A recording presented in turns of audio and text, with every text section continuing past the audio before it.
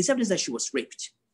Is this person known to commit these crimes? Was he there? Was he seen? Because in evidence, even if he was seen in that place with her at that time, and she says he raped her, and it's established that she was raped, he's guilty.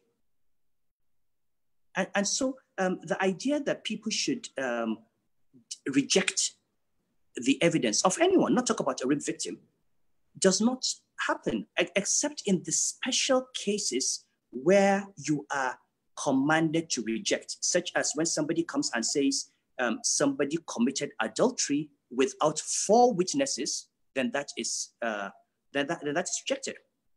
So these are, I think, I've tried to limit myself to the jurisprudence because the whole issue of the moral issues and ethical issues have been dealt with. I would just round up by saying that the law only operates within the context of a society.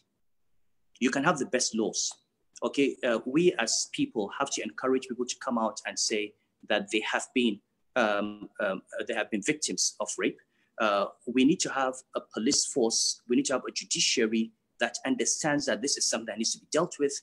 We need to support it. I had a case in the palace of a woman who came to me and said she was battered by her husband, and she went to a Sharia court judge who said, why would you bring this to court? After all, Allah allows your husband to beat you. And this was a judge. He said that in open court. And we sent her to the Grand Qadi and said, look, you need to call this judge to order, because even if you have what kind of beating is referred to in that, what kind of beating is accepted by jurists. But this was a Sharia court judge. So you can have the legislation. You also have to train the judges. You have to train the lawyers. You have to get society involved. And at the end of the day, we must remember that the whole issue of rape is also tied to the general place of women in our society. I think, especially, and I say this from northern Nigeria in particular, I think that we do not give women the regard and the respect that they deserve. It is the lack of respect for women that makes you think you can just take your daughter without her consent and marry her off to somebody. And again, if you look at someone like Ibn Qayyim in Zad al-Ma'ad, he basically has very harsh words for those who say you can even force your daughter into marriage. If you cannot, especially if she's an adult, if you cannot take her wealth without her permission, how can you take her sexuality and give it to somebody? How? How can you? You cannot take her wealth without her permission, but you are allowing her to give her sexuality to a man. Why? I like this. So if you go to Zad al-Ma'ad, you will see that. So this idea of forced marriage, that people feel they can force their daughters into marriage, and you see, this is why I keep talking about education. If you have a law that says they must go to senior secondary school, by the time she finishes secondary school, she's an adult. Once she's an adult, you have strong grounds in Islamic jurisprudence for saying even the father cannot force her into marriage. And so you deal with so many, you're killing so many birds with one stone by educating the girl child. And I think what we haven't done as a community is focus enough. And the reason I think we haven't done that is not because we don't care, but because it is politically dangerous. Because the more you talk about the failure of system to educate children, the more you point out the failure of political authorities to deliver what is important to society. We're spending our money building roads and building bridges and doing infrastructure where people who are walking on those roads are uneducated. They don't have healthcare. We need to get involved in how our money is being spent. We have a budgeting process where the governor or the president just comes out and says, this year, this is how much we are going to get. We're going to spend so much on this, so much on this. Who told you that what we want is a road? Who told you that what I want is an overhead bridge? I want an education for my child. This budgeting process should begin from what are the needs of society. And if we don't have an education, we should have 30, 40% of our budget in education. If you don't have healthcare, you should have X% in healthcare. Now we can, yes, we want beautiful roads, but we can agree. We can agree that we can defer these roads while we educate our children, and then let our children, when they're educated, build the roads for themselves. So the conversation, and I think where maybe because I'm an economist, I think the conversation where the conversation lacks substance is that we treat it purely as a religious or cultural conversation. It is a conversation about development, about governance, about spending priorities, about making the welfare of the people truly. And this is what our constitution says. It's not me saying it. It's the constitution that says the welfare of the people is the primary objective of government, of governance. So we cannot deal with these issues entirely without discussing these difficult issues around public policy, around education, around health, and around gender rights in general, and how we treat women. I think so that I limit myself to the area that I have chosen to speak about. I think I've covered practically everything. The only thing, the one thing again with the domestic violence, I took my wife beating, is that if you beat your wife in a manner that is not allowed by the Sharia, it is grounds for divorce. She can ask for divorce on those grounds. If you beat her and cause her injury, even if it is on the in a manner, for example, if you take a handkerchief to hit your wife and she jumps in fear and falls down a staircase and breaks her leg, you are criminally liable. Even though it was a handkerchief you took, you are liable criminally. These are all stated, and this is not a 20th century, these are all stated in the classical books of jurisprudence. And we need to bring out all of these things and make sure that they are in our laws, and make sure that our qadis implement them. Make sure that our women have somewhere to go for protection when these things happen. And that is where it begins. Rape begins from, you can beat a woman, nobody cares, you can abuse her, you can whistle at her, and all that. And finally, rape is not just about taking a gun or a knife or forcing her.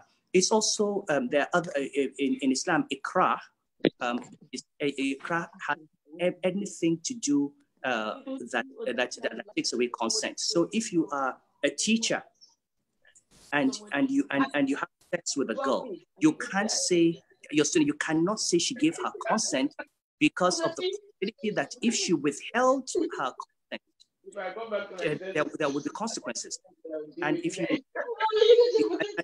uncle or somebody or a boss, and you have a woman, you cannot say it's consensual because of the possibility that if she refused to have sex with you, you could sack her, or you could or she could lose her job.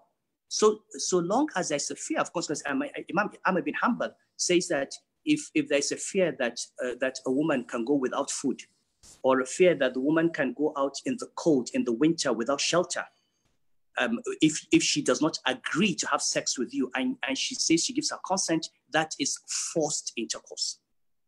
Because the only reason she gave her consent is the fear that she'll go without food, or she'll go. And if you use the same logic, anybody in a position where you can hurt someone who does not accept your consent, if you have sex with her, you cannot claim consent, because she does not have the option of withholding that consent without consequences. So it is rape. Now, these are the kinds of arguments that go into legislation. These are the kinds of debates that we need to have. And I'm not saying that if you had a law today, you'd have 100% of this. But if we try to get 80% of it, as we did in the family law, that would be a major step forward. And then we can, with amendments and with greater awareness, begin to make all those amendments. أقول قولي هذا وأستغفر الله لي ولكم. سبحانك اللهم وبحمدك أشهد أن لا إله إلا أنت أستغفرك وأتوب إليك. I will stop there. Thank you very much, Saidi. We have, I think, time enough for at least one or two questions before we have to round up. Hajja Saadat, is there anything you want to add first? No and yes, Your Royal Highness. Jazakumullah khairan. I also wanted to say from this webinar, a lot of things I read on the participants' chat box is about, okay, so what action? So what?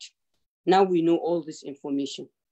Going by all that we've had, so what? I think we have a point of takeoff. The Kano Personal Law, which was drafted under the leadership of His Royal Highness, is there. It is an instrument that is for the good of all. If from this kind of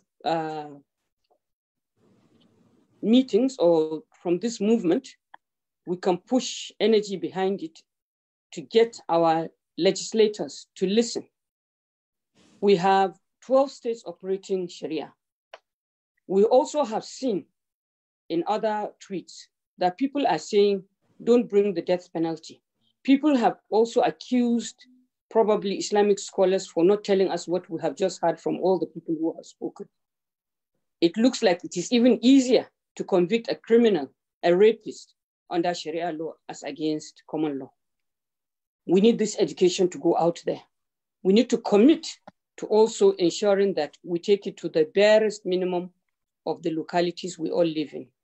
We need to use our influence, spheres of influence, to educate people on what we have learned and what is in the law, and to then mobilize and ask for these laws to be passed, at least in the first instance, in the 12 states operating the law.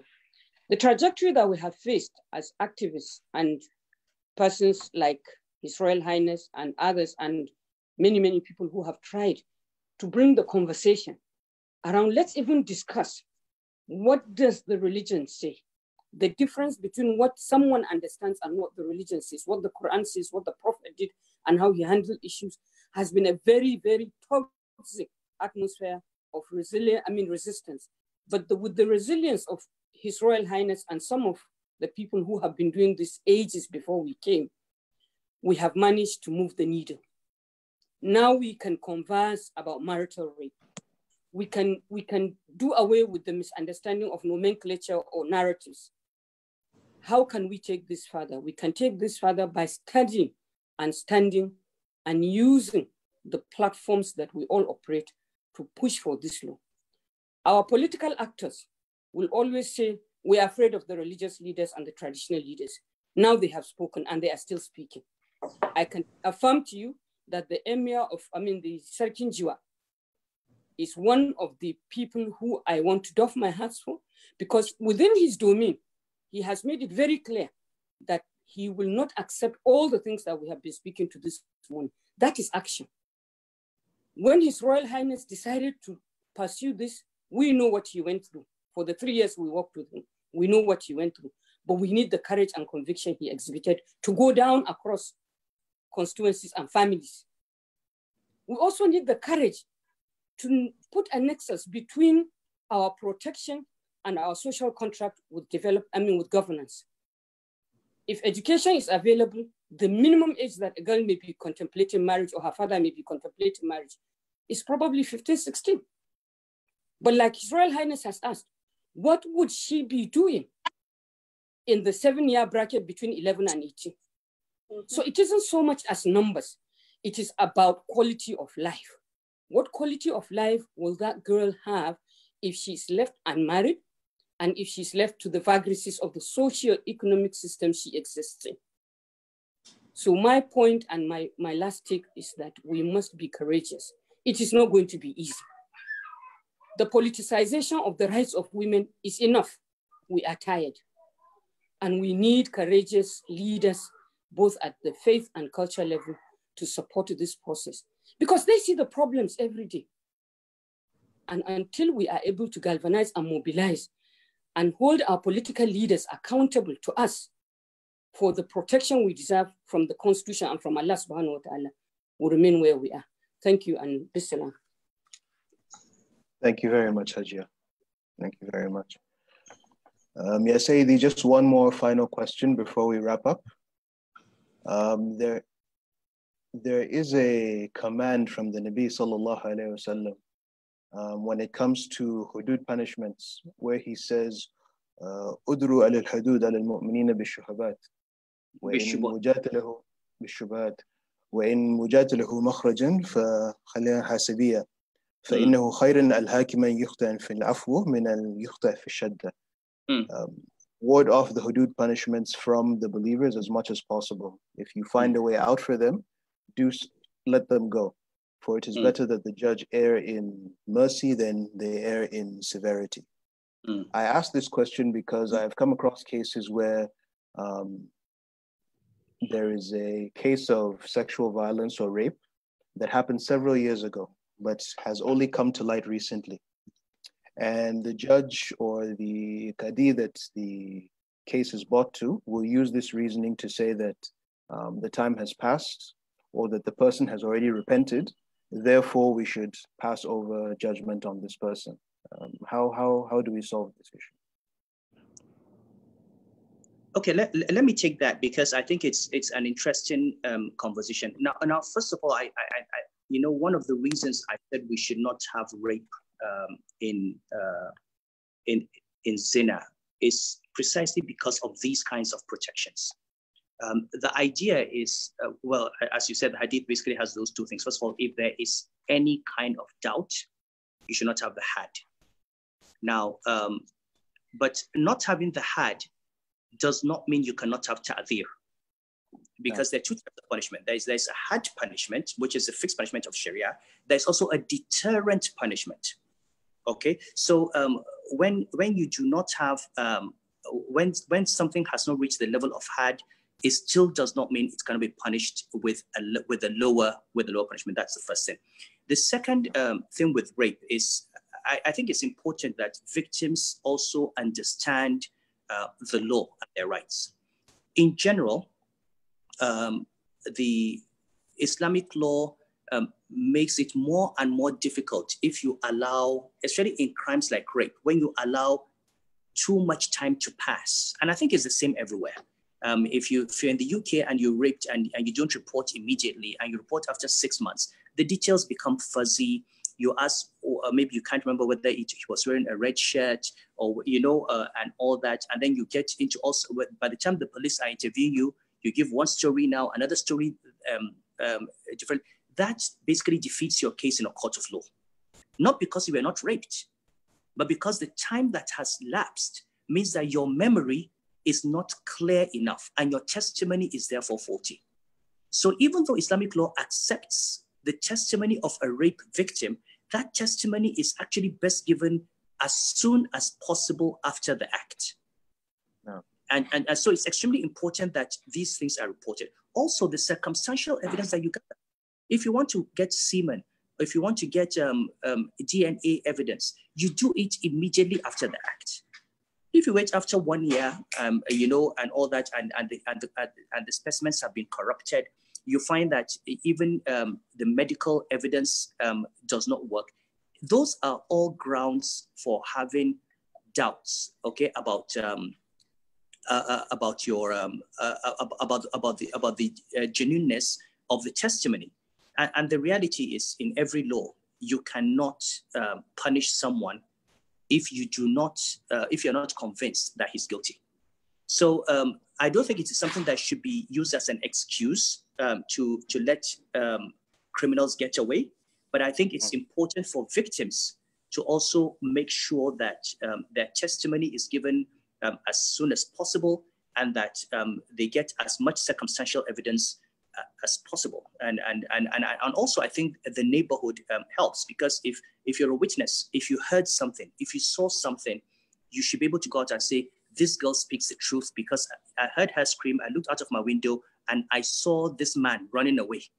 If she tore a part of his shirt, somebody should say, yes, I can confirm that this is his shirt. I've seen him wear it. So we need to have that kind of support. But that rule itself is something that is aimed at making sure that you don't cut off the hand of a man and you don't kill a man if you have doubt. Usually for this type. I don't know if Sheikh Noor would like to add something to that. No, I think you've said it all. Jazakallahu khairan. All right. Jazakallah khairan, Sayyidi. Thank you everyone for partaking in this webinar today. Before we close off, I'd like to ask everyone to please turn on their cameras so that we can have a screenshot of everyone that was present.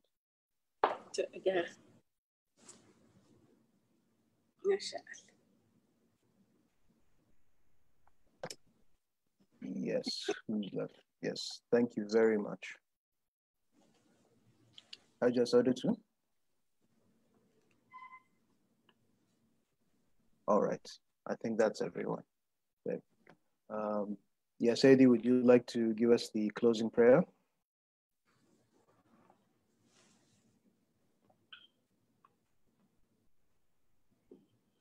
Which of the Sayyidi? You. I defer to Imam. Imam, please. Imam Ali. Okay. صلوا على النبي الكريم.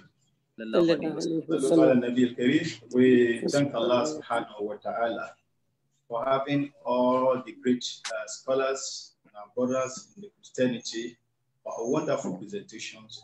We want to give thanks to Allah subhanahu wa ta'ala. Illahi al-amru min qablu wa min ba'd wa lahu al-bida'a wa an-nihaya. That Allah has brought us to these conclusions. We have all learned from this program. No matter the imamship, no matter the leadership, no matter where one works or whatever one is doing, we have learned from one another. I want to say that may Allah subhanahu wa ta'ala in His infinite mercy accept all this from all of us as act of righteousness.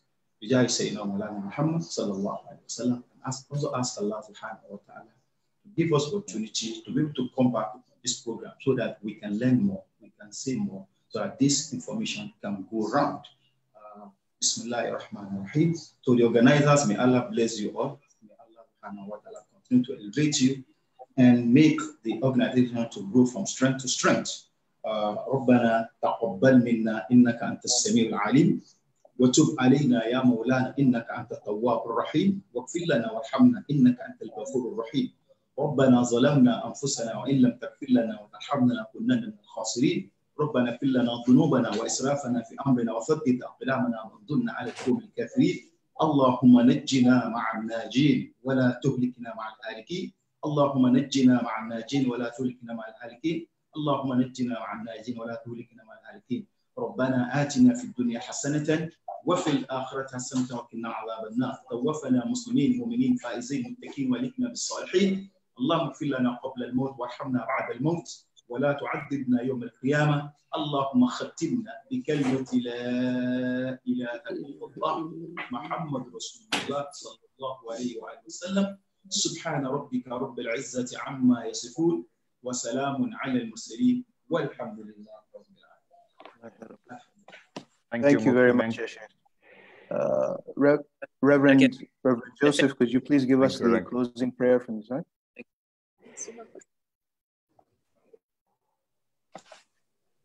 Hello? Reverend Joseph, you're muted. You're muted. Yes. Can you hear me? Yes, we can hear you now. Okay. Our Father and our God, we thank you that you have kept us here for 4 hours, dealing with the issues that bother us as a nation and as Muslims and Christians in this part of the country. We thank you for the organizers of this program and therefore they put in place so that others will be educated in this manner. I pray that our individual contributions made here today will go a long way in solving issues as it has to do with gender-based